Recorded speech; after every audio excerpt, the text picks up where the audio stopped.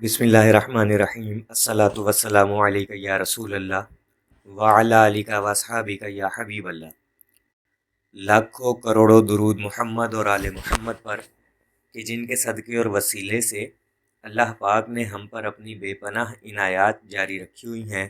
معزز سامعین کرام، السلام علیکم۔ سوال تھا کہ کیا درود پڑھتے ہوئے سر ڈھانپنا ضروری ہے؟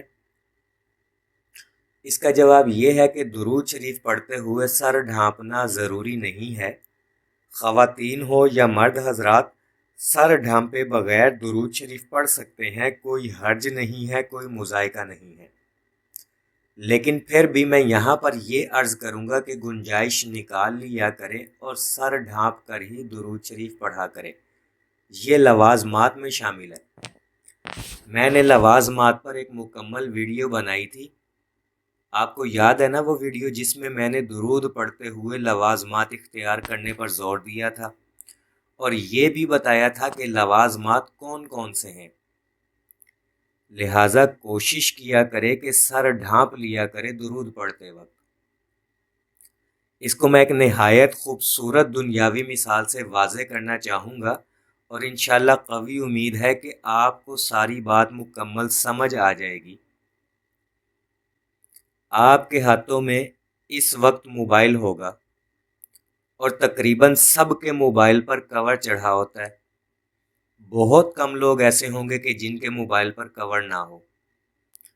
ہم نے میز پر بھی کپڑا بچھایا ہوتا ہے، پلنگ پر بھی کپڑا بچھایا ہوتا ہے، بیڈ پر بیڈ شیٹ بچھائی ہوتی ہے، یہاں تک کہ بائک کی ٹینکی پر وہ پیلا کپڑا لگایا ہوتا ہے۔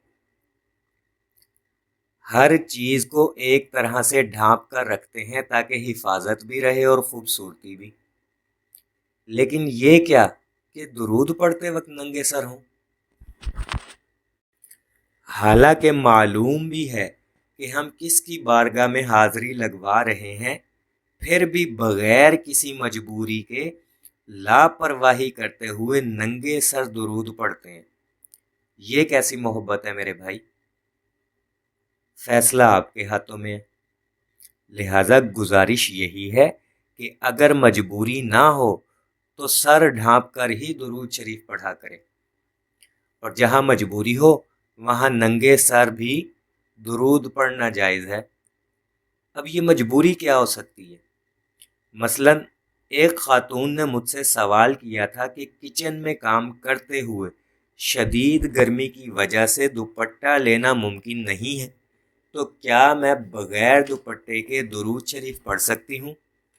اب دیکھیں یہاں مجبوری ہے، شدید گرمی ہے، اور پھر دوپٹے کو سنبھالتے ہوئے چولہے کا کام کرنا بھی مشکل ہوتا ہے۔ لہٰذا بغیر دوپٹے کے درود پڑھ سکتے ہیں کیونکہ یہاں مجبوری ہے۔ مجبوری کی حالت میں بے شک آپ ننگے سر درود پڑھ لیا کریں، البتہ جہاں مجبوری نہ ہو تو کوشش یہی ہونی چاہیے کہ سر ڈھانپ کر درود پڑھیں۔ آپ کو نہیں معلوم کہ آپ کتنی مقدس ترین ہستی کی بارگاہ میں حاضری لگوا رہے ہیں۔ تو امید ہے آپ احباب کو مکمل بات سمجھ آ گئی ہوگی کہ ننگے سر بامر مجبوری درود پڑھنا جائز ہے، اور اگر گنجائش نکلتی ہو تو درود پڑھتے وقت سر ڈھانپ لینا ضروری ہے۔ اللہ پاک ہم سب کو کثرت سے درود شریف پڑھنے، پڑھوانے، لکھنے، لکھوانے اور اس کی اشاعت و تبلیغ کرنے والا بنائے۔